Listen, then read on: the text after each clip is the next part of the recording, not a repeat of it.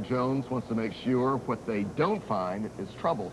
It's a message he's been working on in his new docudrama called Toe Tag. He's joined this morning with Roy Hughes and Pastor Andre Guy. Gentlemen, we appreciate you all being here this morning. Thank you, all of you.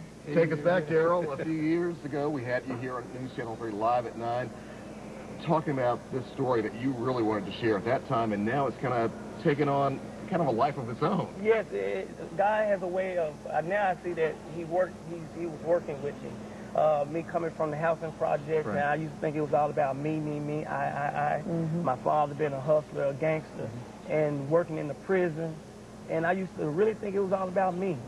So I was running from the Lord, and then something really happened to me that really kind of changed my life when I was working in the prison system.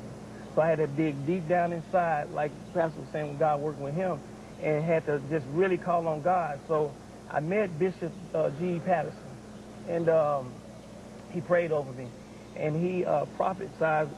He said I was going to do something dealing with kids, and I couldn't wait to see him because they were saying you got to set up an appointment. They was, he was like they treat him like the president. Right.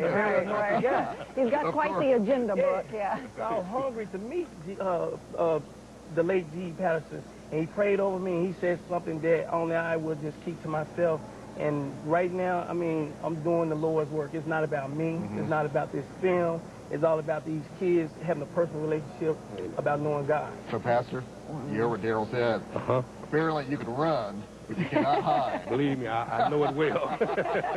And, I'll tell you what's interesting about the movie. When I first met Daryl, I have a radio show, and he came in the studio. When I first met him, I saw the tattoo on the neck, and I said, oh, my God, here go Mike Tyson. And then when he smiled, I saw the gold teeth, and I said, bling, bling. But when I looked in his eyes, I saw a piece that was inside of his eyes, and I said, wait a minute. Maybe reading this guy wrong. And I took our time to get to know him. When he told me about the movie and what he was trying to do, well, I've been doing the same thing in my church for 3 years, where we've been trying to address the gang violence and the drug activity in the community over in North Memphis. And when he asked me about the movie, and I said, he wanted me to play a preacher.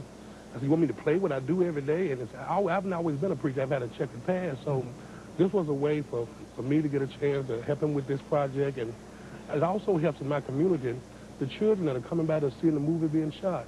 It gives them ideas of things that they can do besides gang banging and running the streets and selling drugs. So I see a lot of positive things coming out of this movie. I do. And tell us about the movie first. Tell us just a little bit of the story. Okay. And how it's going to reach kids. Well, actually, it's based on two gangs that I created called the North Memphis Gorillas and the Southside Killers. I can't paint this a pretty picture, so it's based on it's inspired by real events. That the real gangs are actually committing. Because a lot of these kids, they don't know anything about, they don't understand the effects. I'm trying to show the cause and effects of gang activity and gang life. And the consequences. So it's gonna impact the They kids. just see the friendship and the jewelry and the drugs. Yeah. But and Roy, I want to bring you into this. What's your role in this? What's your take, your perspective? My perspective is I was motivated when Little Horse first came to me about being, participating in this film or in the investment in this film. Because I've always felt like, my mission was to reach back and try to help educate our young ones, our youth, to trying to live a better life and have a better lifestyle. That Mr. Hughes allowed me to go into his club and pass out flyers and hitting those people to remind them to come to church after they, party boogie, and Reverend Andre Guy. Oh man, this pastor right here, I have seen it with my own eyes. Real gangsters totally got out the gang, and now they're deacons at his church. I've never seen anything like it. At Revelation Christian Center. Great stories there. Awesome. All right. Okay. We're not just doing it for one time. Every Saturday, until I make Boxwood look like Germantown, every Saturday from 10 to 2 o'clock, we barbecue. We don't charge anything.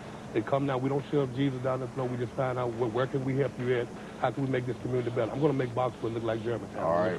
We appreciate it. Gentlemen, thank you very much. Yes, sir. All right. All right. Up next, we have some great